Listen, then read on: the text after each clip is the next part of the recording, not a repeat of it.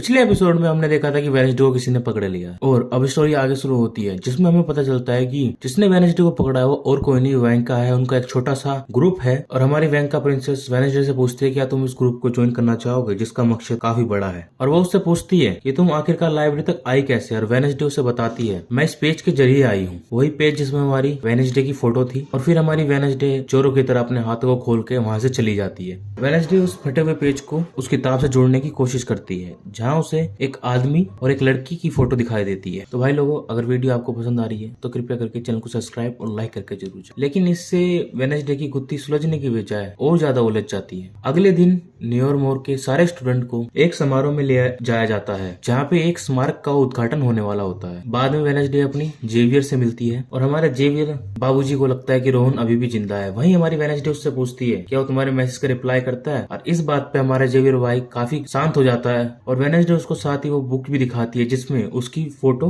और एक आदमी की काले कोट में आदमी की फोटो होती है। जिसमें जेवियर जवाब देता है ये बुक 25 साल पुरानी है, इस पर तुम्हारी फोटो कैसे आई और तुम जोसेफ फैक्सटोन के साथ क्या कर रही थी। हमें पता चलता है उसमें जो काला आदमी है जिसने कोट पहना है वो जोसेफ है जिसका आज मूर्ति का उद्घाटन होने वाला है। और ये सारे के सारे न्यूयॉर्क के बच्चे जेरिको टाउन में आ जाते हैं। यहाँ पे इन बच्चों को अलग अलग जगह पर काम करना होता है। वेडनेसडे को पिलग्रिम वर्ल्ड में काम करना होता है। यहाँ पे वेडनेसडे और उसके दोस्तों को 1625 का पिलग्रिम वर्ल्ड दिखाया जाता है और ये बताते हैं कि जोसेफ भाई ने हमारे सबसे पहले इसी गाँव को बसाया था। वेडनेसडे इस पिलग्रिम हाउस के मीटिंग रूम में जाना चाहती है लेकिन उसको इजाजत नहीं मिलती, मगर हमारी वेडनेसडे भी उससे कह देती है कि झुकेगी नहीं साली। और वहीं हमारी इनिथ भी एजेक्स के साथ काफी खुश है। बाहर पिलग्रिम वर्ल्ड में अपने शेरिफ के लोंडे एक बच्चे को तंग कर रहे होते हैं लेकिन अपनी वहाँ वेडनेसडे आ जाती है और पिछली मार वो भूले नहीं है जिसके कारण वो वहाँ से दूम दबा के भाग जाती है। वेडनेसडे अब चोरी छुपे उस लड़के के साथ जिसको उसने बचाया है मीटिंग हॉल में चली जाती है और वो उस लड़के को बाहर निगरानी के लिए खड़ा कर देती है ताकि कोई आए तो उसको बता दे। वेडनेसडे को इस मीटिंग हाउस के अंदर एक पिक्चर मिलती है जिसके अंदर क्रैक स्टोन होता है और उसके जैसे दिखने वाली लड़की भी जिसने हाथ में एक बुक पकड़ी होती है। यहीं पे एक बहुत पुरानी किताब रखी होती है लेकिन उसके अंदर कुछ होता नहीं है जिससे वेडनेसडे को पता चलता है कि ये किताब नकली है। वहीं पर अपनी मिस्ट्रेस आ जाती है और उनसे सवाल करने शुरू कर देती है। तो वहीं हमारी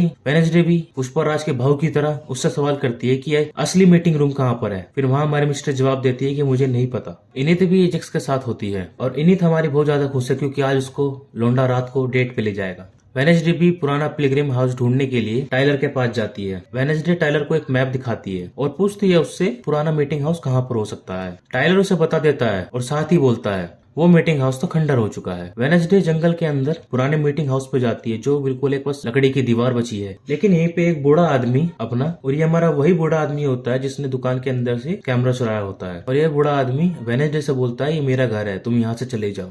पर वेडनेसडे के साथ उसका पालतू कुत्ता थिंग होता है जो इस बूढ़े आदमी के छक्के छुड़ा देता है। तभी हमारी वेडनेसडे वहां से जाना शुरू करती है और वो गलती से उस मीटिंग हाउस को छू लेती है जिससे उसको काफी विजन आने शुरू हो जाते हैं जिसमें वो 1625 में पहुंच जाती है और वहां उसकी जैसी लड़की को जलाया जाता है जिसका नाम गोडी एडम्स है, जिसे क्रैकस्टोन इसे और उसकी पूरी फैमिली को एक घर के अंदर बंद करके गाँव वालों को जलाने का ऑर्डर देता है। और अपनी गोडी एडम्स अपने पेरेंट्स को बचाने की कोशिश करती है लेकिन उसके पेरेंट्स बोलते हैं तुम यहाँ से भाग जाओ, तुम्हारा जिंदा रहना ज्यादा जरूरी है, हम तो चाहे गड्ढे में भी मरे। गोडी एडम्स अपनी यहाँ से भाग जाती है और ये पूरा घर जल जाता है। गोडी एडम्स वेडनेसडे से मिलती है कि वो हम में से एक एक को मार डालेगा। इतना कहते ही वेडनेसडे अपने विजन से बाहर आ जाती है और उसको पता चलता है गोडी एडम्स और कोई नहीं हमारे ही पूर्वज है। और अपने विजन से बाहर आते ही वेडनेसडे को वो अजीब सा कीचड़ दोबारा दिखाई देता है। वेडनेसडे उस कीचड़ का पीछा करती है लेकिन उसके पैरों के निशान मॉन्स्टर से इंसान में तब्दील हो जाते हैं जिससे हमें ये पता चलता है कि या तो मॉन्स्टर रूप बदलने की ताकत रखता है या वो एक इंसान है जो कि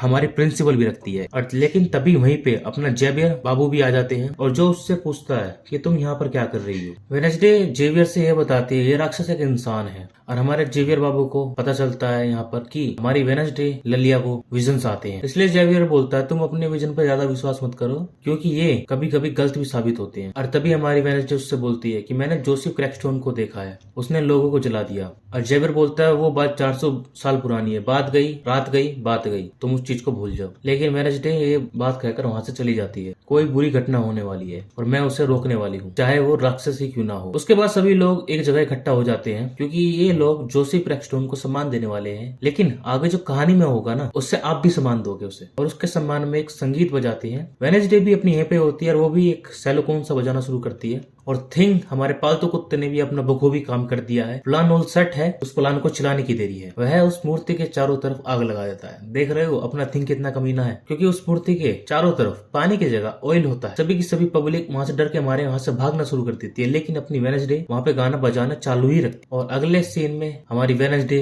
हमारे प्रिंसिपल से डांट खा रही होती है। हमारी प्रिंसिपल विल उससे बोलती है जो तुमने किया वो सही नहीं किया, इस बार तुमने हद पार कर दी। लेकिन हमारी वेडनेसडे बोलती है कि इस काम में मेरा कोई हाथ नहीं है। तभी हमारी वेडनेसडे एक चोड़ी औरत की तरह प्रिंसिपल विल से पूछती है कि तुम्हें सच्चाई नहीं पता है क्या आपको इतिहास के बारे में नहीं पता है जोसेफ क्रैकस्टोन ने क्या किया था। वहीं हमारी प्रिंसिपल बोलती है जहाँ तुम्हें बुराई दिखती है वहाँ मैं मौका तलाशती। बड़ी हरामन है, पुरानी गलतियों को सुधारने का मौका। वेडनेसडे यहाँ से जाने लगती है, तभी हमारी प्रिंसिपल विल बोलती है मैं तुम्हें इतनी आसानी से नहीं छोड़ूंगी। और वहीं हम अपने जंगलों के अंदर उस बुढ़े आदमी को देखते हैं जो कैमरे में बैटरी डाल रहा होता है। तभी वहाँ मॉन्स्टर आ जाता है और उसका खेल खत्म कर देता है, लेकिन कैमरा चालू रहता है जिसके कारण उसमें उस मॉन्स्टर की तस्वीरें आ जाती हैं। नेवरमोर एकेडमी के अंदर हमारी इनेट अपनी डेट के लिए कपड़े पहन रही होती है। तभी हम अपने टीचर थोरन हिल को उस खुफिया लाइब्रेरी में जाते हुए देखते हैं। इनेट भी अपनी बाहर खड़े होकर अपने लवर का इंतजार कर रही होती है, लेकिन एजेक्स अपना नहा रहा होता है। अरे इतना बेकार आदमी है, इसके पास मेड्यूसा जैसे बाल हैं, गलती से शीशे को देख लेता और पत्थर का बन जाता। वेडनेसडे भी अपना नोवेल लिख रही है कि क्रैकस्टोन और मेरा सामना फिर से होगा। गुडी एडम्स की कहानी पास्ट के अंदर